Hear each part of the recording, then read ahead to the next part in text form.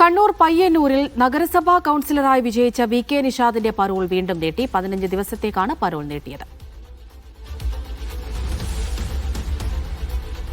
ബിജീഷ് ഗോവിന്ദൻ കണ്ണൂരിൽ നിന്ന് ചേരുന്നുണ്ട്. ബിജീഷ്, വിവരങ്ങൾ.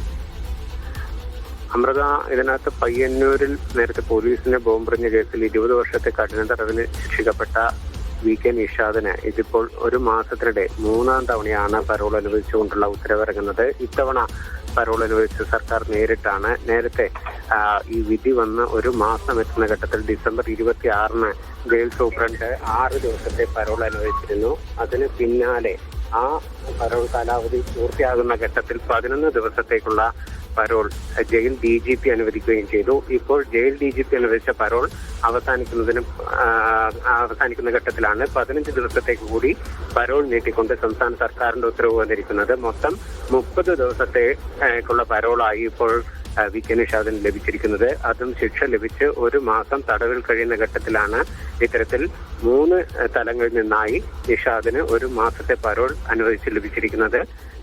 അച്ഛന്റെ ചികിത്സയുമായി ബന്ധപ്പെട്ടുള്ള കാരണം എന്നാണ് ഈ പരോൾ അനുവദിക്കുന്ന ഘട്ടത്തിൽ 3 തലങ്ങളിൽ നിന്നുമുള്ള അറിയിപ്പ് വന്നിരിക്കുന്നത്. ഏതായാലും നിഷാദ് ഇതുവരെ കൗൺസിലറായി